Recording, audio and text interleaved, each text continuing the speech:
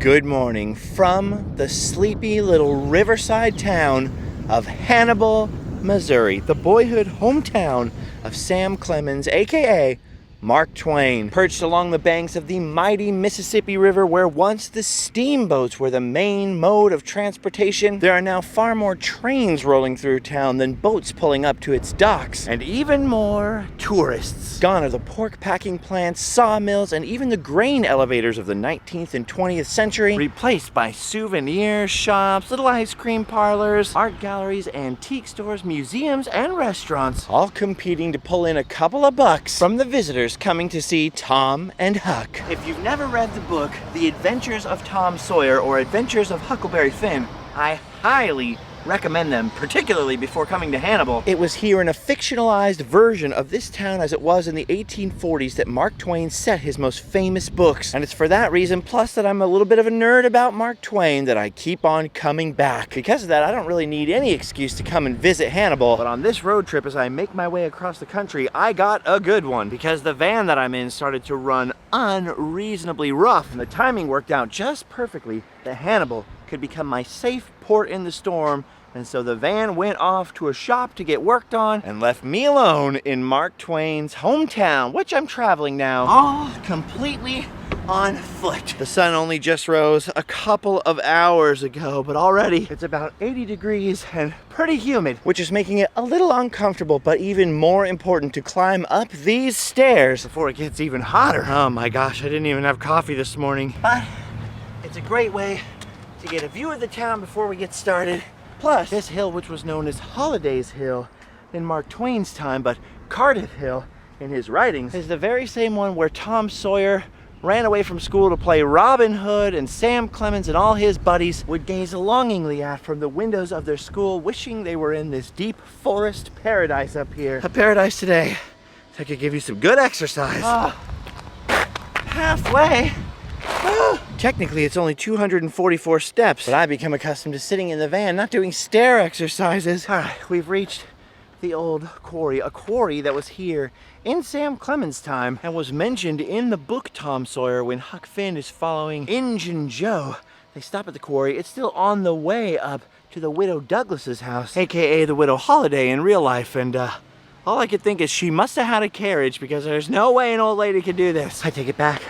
That old lady literally just passed me, jogging up the stairs. I mean, honestly, it is a pretty lofty mountain, especially compared with the Illinois and Missouri prairie all around. Look how far above the town we've come. Mark Twain wrote that as a boy, he couldn't figure out why, unlike other mountains that he's read about in his hometown, this one wasn't capped with eternal snow. But nowadays, it's capped with the Mark Twain Memorial Lighthouse, the first of which was built in 1935 to honor the 100th birthday of Mark Twain, but has since been restored and fully reconstructed. Woo! Like I said, I didn't even have my coffee yet, but I'm awake now, and I think I'm ready to take on the town of Hannibal. Well, now that I've climbed down from the airy summit, I'm pretty sure, no, I know with a moral certainty, that the first and best thing to do in Hannibal is check out the Mark Twain boyhood home, immortalized as the home of Tom Sawyer in that book. This house was built by his father, John Marshall Clemens, and housed his whole family, his brothers Orion, Henry, and Benjamin, and his sister Pamelia, whose name was spelt like Pamela, and the two parents, Jane Lambton Clemens and John Marshall, who built the house himself. It wasn't exactly a palace, especially considering how many people had to fit within these walls. But at first, while his father was alive and getting work, they lived a pretty decent, respectable life for that time and place. Of course, if John Marshall Clemens didn't have bad luck, he wouldn't have had any luck at all, and the family actually moved out of this house and then back into it owing to his death, but we'll talk about that later.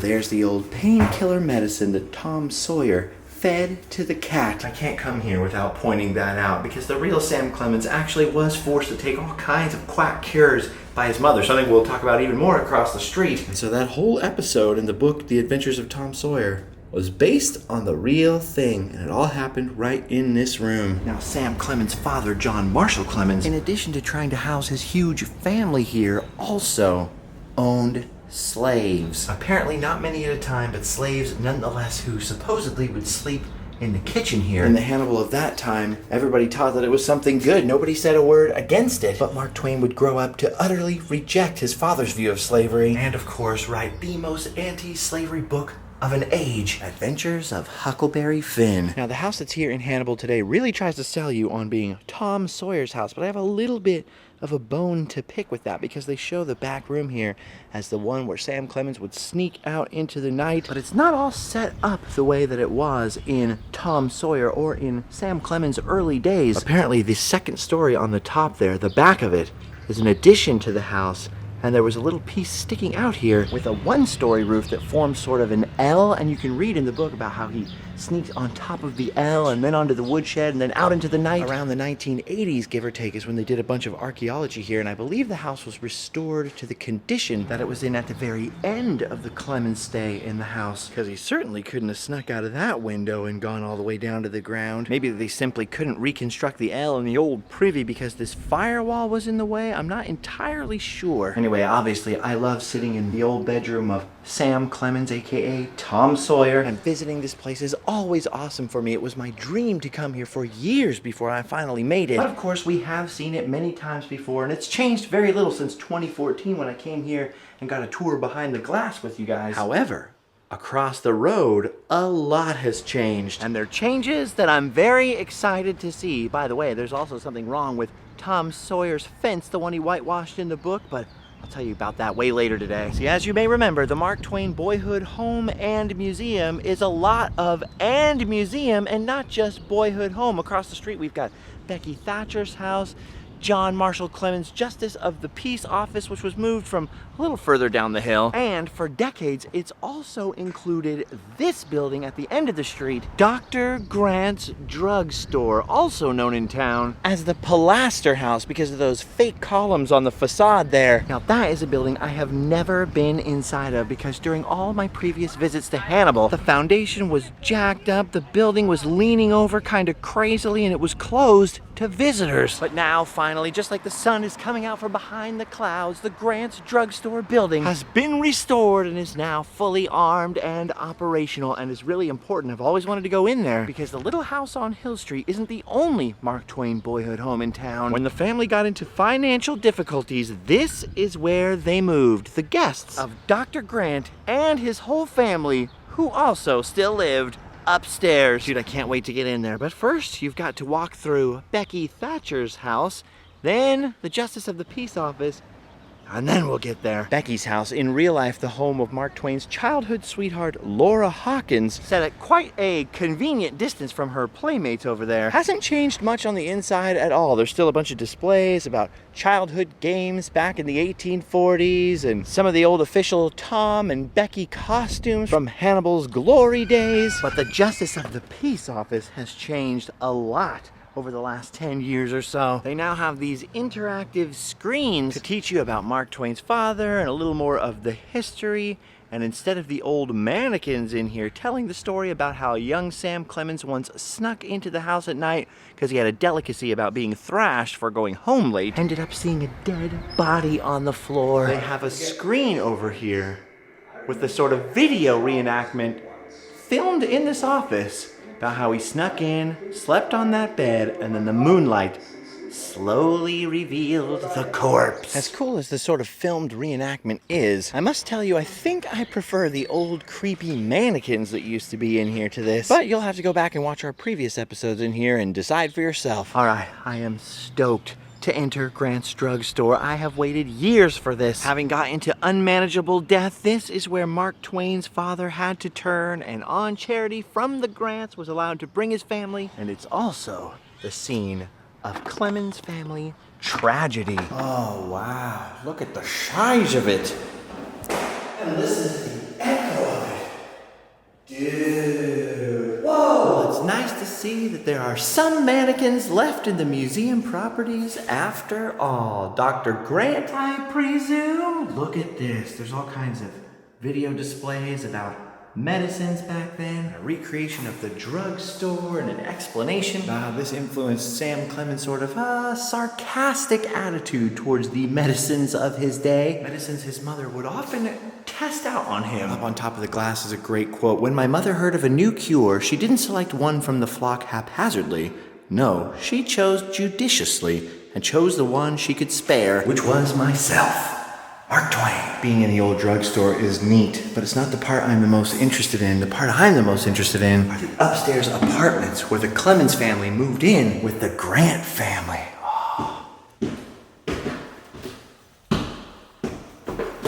Oh, here we go. Finally. Man, this is not a vast space. And there were 9 people living up here. 4 in the Dr. Orville Grant family. And of course, the 5 Clemens. And as you can see in this exhibit here, even if it was just the 5 Clemens on this side of the apartments, it would have been an awfully tight fit. Privacy would be at a minimum. Remember, there's no bathroom in here. No flushing toilets. 9 people either had to go out and share the outhouse or at nighttime make use of the chamber pot.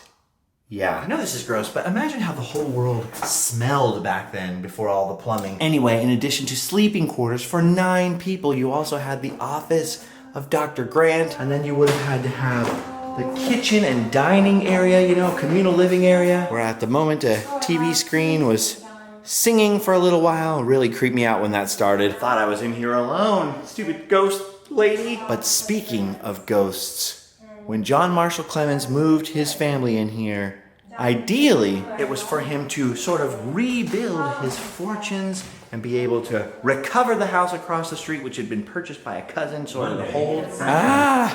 These automatic voices are so scary. Anyway, in the fall of 1847, there was a position open and an election being held for the clerk of the circuit court. This would have drastically improved the Clemens family's finances. And of course, Judge Clemens, as he was already known, was very well respected as justice of the peace here, but still, it was an election, which meant he was canvassing the countryside, going door to door, and unfortunately, on a trip to Palmyra, about 12 miles away or so, John Marshall Clemens contracted pneumonia, came back here above Grant's drugstore, and eventually passed away somewhere in these rooms.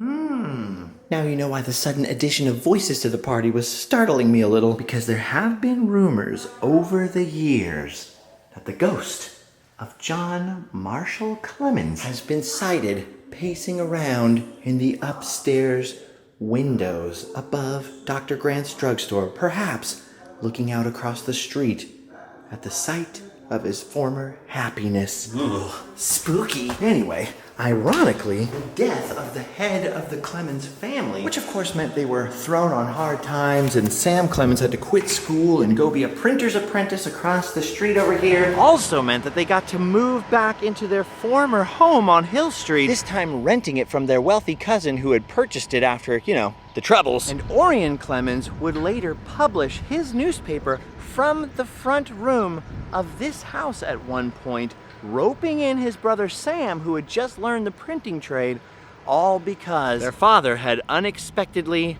passed away. So really, in a weird way, this little street and this corner here are important not just for the boyhood memories that got put into the books Tom Sawyer, Huckleberry Finn, all that kind of stuff, but it was right here, all within, 100 yards or so of the family home, that Sam Clemens truly got set out on the path of destiny to become Mark Twain.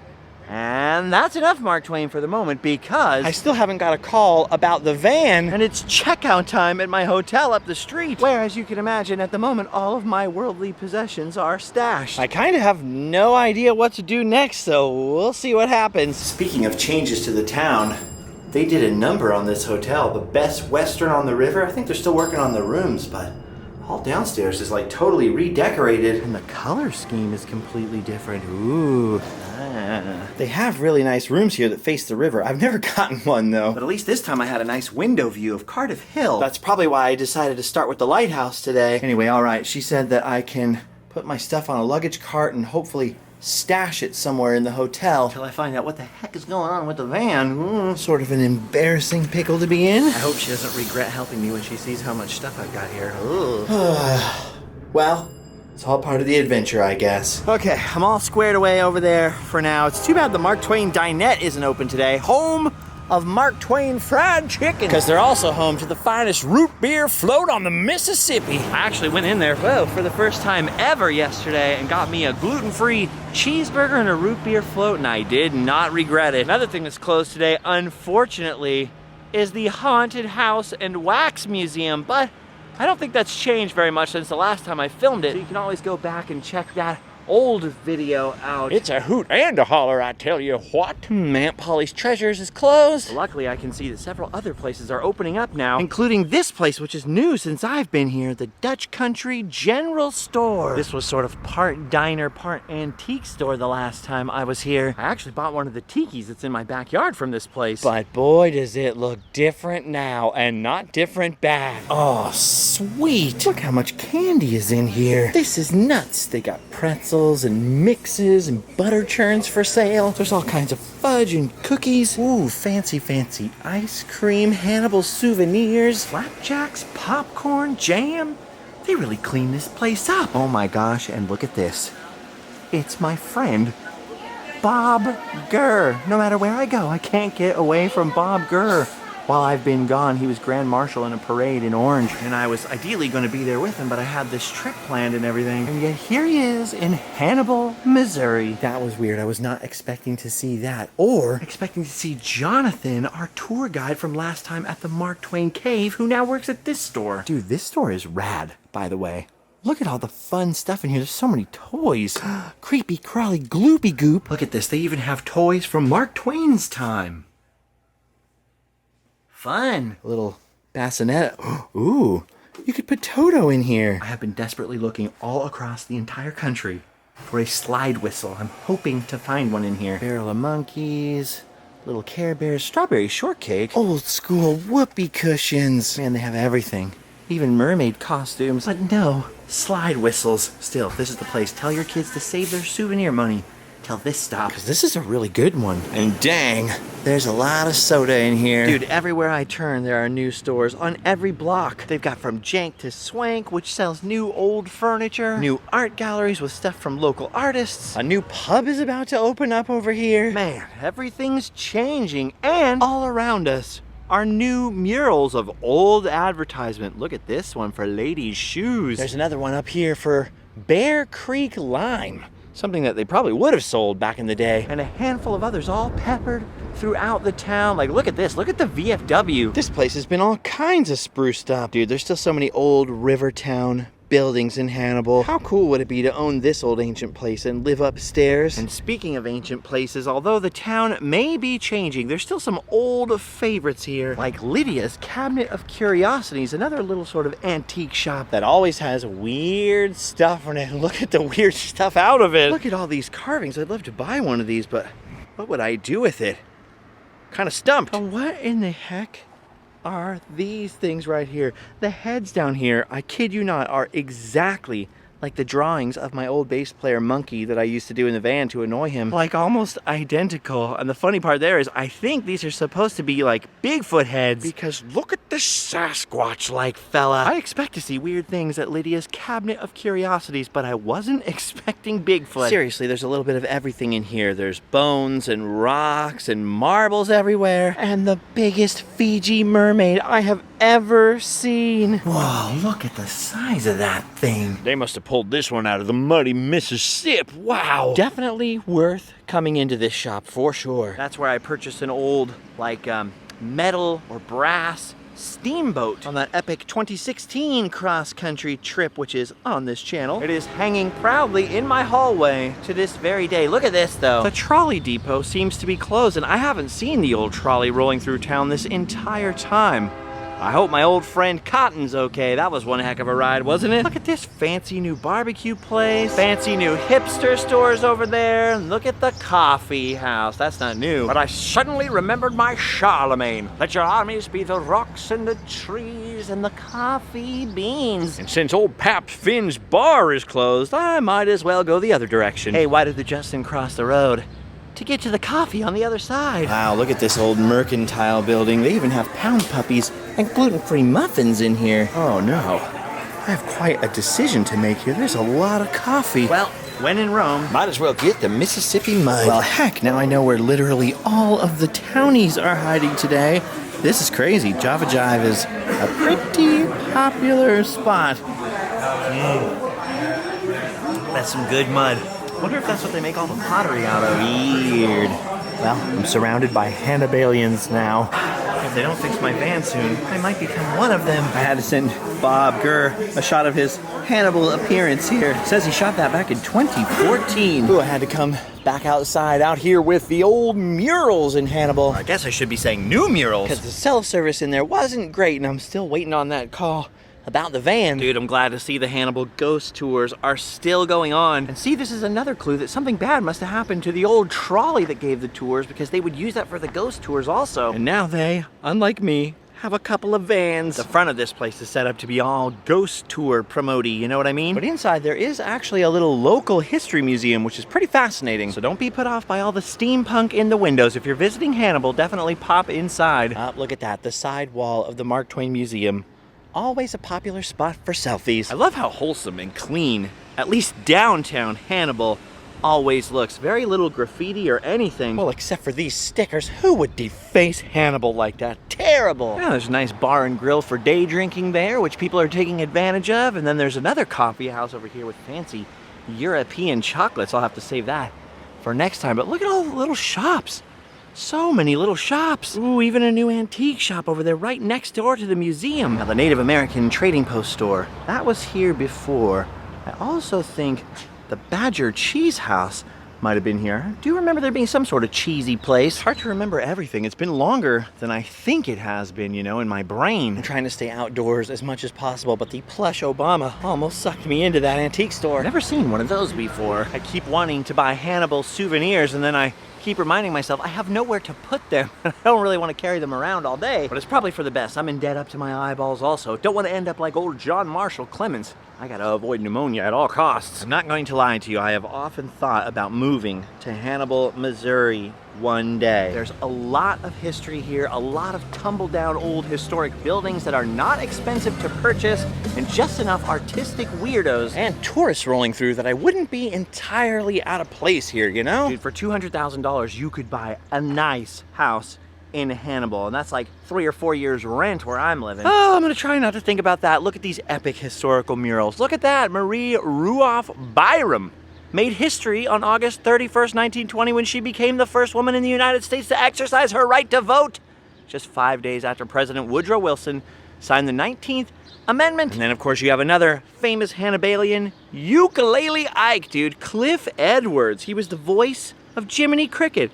Gee, Pinocchio. Dude, then here's an important guy. Clarence Earl Gideon was born in Hannibal, Missouri. His famous court case led to the whole right to have an attorney even if you can't afford it. And then I don't know about this one, Lester Gaba. Or Gaba. Oh, apparently he designed a lifelike mannequin for Saks Fifth Avenue. And they became famous, question mark? Eagle Eye Beckley. Inducted into the Baseball Hall of Fame in 1971. Look, there's still a little room for me. If I move here, I want a mural. After all, I'm slightly cleaner than Huckleberry Finn.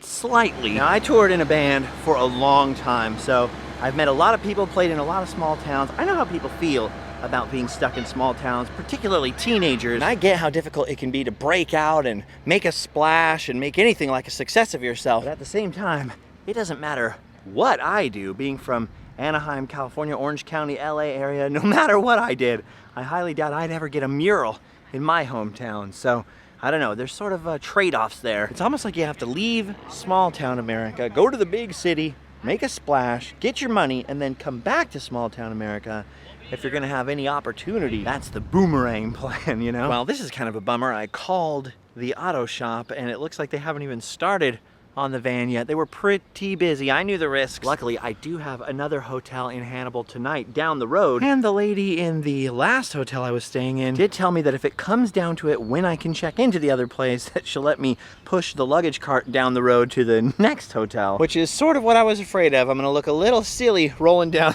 through town with the luggage cart. But you know what? I usually look a little silly anyways. And plus, this gives me a little more time to enjoy Hannibal. Plus, at least I can rest assured that now I have some time to browse the main Mark Twain Museum in town.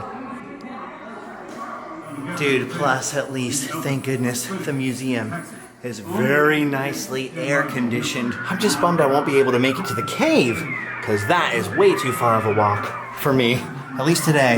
Injun Joe! You know what? I might not be able to get a cave tour today. But the heck with it, if I'm stuck in town overnight again anyways, I think I'm gonna go ahead and cross the street, and if they're having one, book myself on one of those ghost tours again. After all, next to piloting a steamboat, it's the finest entertainment in the land. Okay, thankfully, the Best Western on the River is going the extra mile. I'm not going to have to push the luggage cart through town. They called someone who works here who's gonna pick me up in their car, and we'll drive the stuff down. Oh, dang my buttons. Thank Twain. And look at that, they gave me a little Blue Bunny ice cream. Well, lighthouse hospitality indeed. I wouldn't have minded pushing the cart down the hill, but man, coming back up wouldn't have been fun. Oh, I'm getting a little bit of a whirlwind tour from Jeff from Lighthouse Hospitality here, who's not only moving my luggage for me, he's showing me into some of the other amazing rental properties, like this house where FDR once had lunch when he was here dedicating a bridge. That's amazing.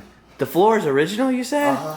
So FDR might have rolled across this floor. Well, downstairs probably. Dude, apparently they have a lot of places to stay in town. And by the mustache of Mark Twain, would you look at this one? No one was staying in here, so they upgraded my room for free to one with a jetted tub in the living room with an epic river view. I've never taken a bath while looking at the Mississippi River before. I'm looking forward to this. And rather than letting me go on the ghost tour tonight, Jeff said he's gonna come back and give me a little insider tour of Hannibal. Some history you won't see anywhere else kind of stuff. Dude, this place is beautiful. The last time I was in this town, this building looked like it was gonna fall down. Holy moly, am I red? A little too much sun. But they have completely restored and upgraded it. It looks so fresh and clean, which is good because this building used to be pretty dirty. In fact, this building used to be an old bordello for the people coming in from the river. So a lot of hanky-panky, naughty-spanky went on in here, I guess. Not tonight. At least I hope not.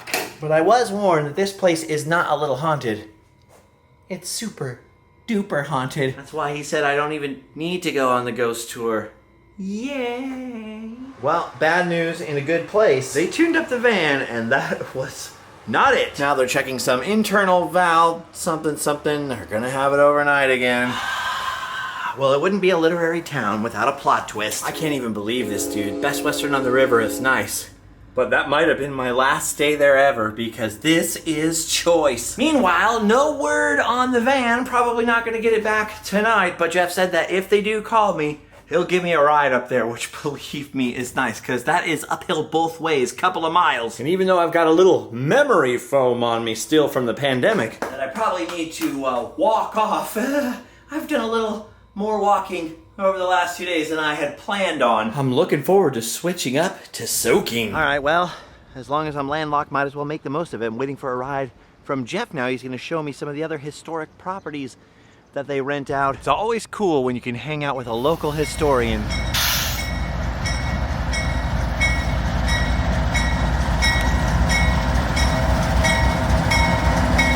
Man, so a ride with Hannibal Jeff turns out to be one crazy experience. I learned a lot about Hannibal that I didn't know before, particularly modern Hannibal, and I learned a lot about Jeff himself and the people he works for. He showed me a bunch of different properties that they're working on in the city. Everything from motels to old storefronts. Really, they care about Hannibal. They care about sprucing it up. And this is the same family that owns the Best Western on the River I've been staying at for all this time. And it turns out the Riverside Inn where I'm staying tonight. So it was one crazy wild ride with Jeff. Let me tell you, Hannibal Jeff has a lot of talking energy. So I guess in that way, we're a little bit alike. We drove around till the sun went down and my bladder was pretty much ready to explode. So he's left now and it's time for me to wander the streets. See, here's the thing. I'm bummed about the van on one level because for all I know, this could be the end of my trip. I might have to fly someone out here to get a rental car, or it could be something where I only lose another half of a day. There's basically no way to know until we know. I think that's why I'm not freaking out. Quest for positivity to the max. I can't control the situation. I can only control my reaction to it, and wasting my energy on being upset right now is not gonna fix the van, and it's not gonna get me further on down the road. So I'm staying mellow, and keeping cool and trying to look for silver linings here, one of which is the fact that, well, being stranded here gave me the chance to meet people I otherwise would have never had time to stop and meet, like Jeff and actually a new Tyler. I just met a new Tyler from Hannibal. Hannibal Tyler? And so I'm gonna stay positive. But there's one thing I almost forgot. I told you earlier there was a problem with Tom Sawyer's fence over here. In the book it says, and I quote, "Sighing, he dipped his brush and passed it along the topmost plank, repeated the operation, did it again, compare the insignificant whitewash streak with the far-reaching continent of unwhitewashed fence, and sat down on a tree box discouraged." See, it's described as 30 yards of board fence, but see, did you notice that little detail in there? Tom started with the topmost plank before he got discouraged. Now look at this. Which one of these upright fence boards would be the topmost? No such thing.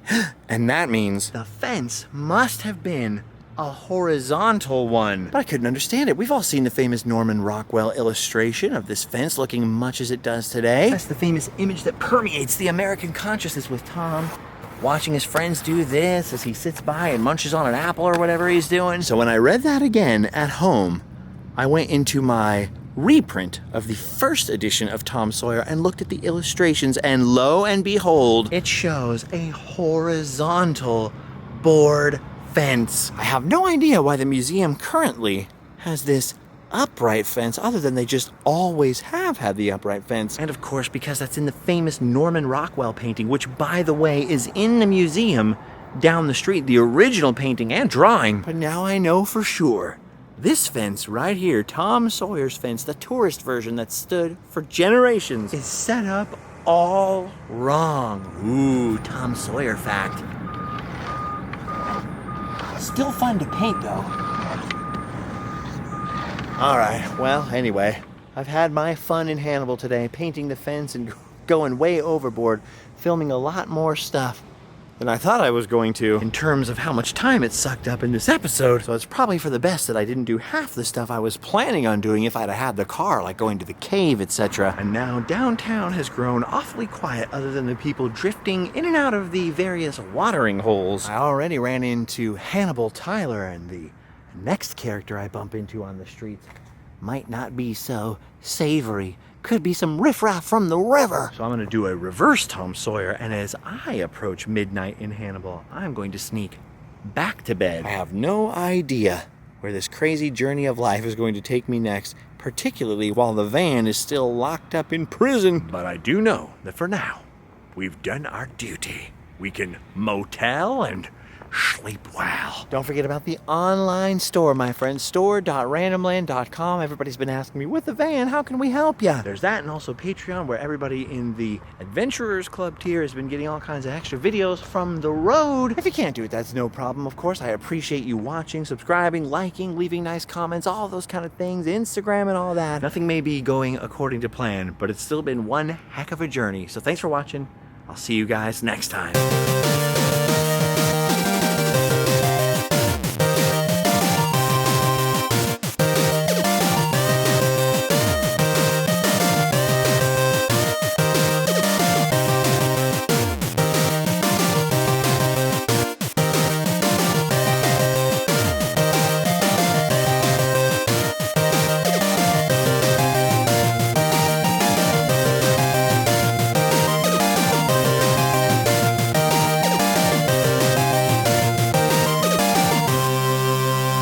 Gone are the pork pack with pork pack.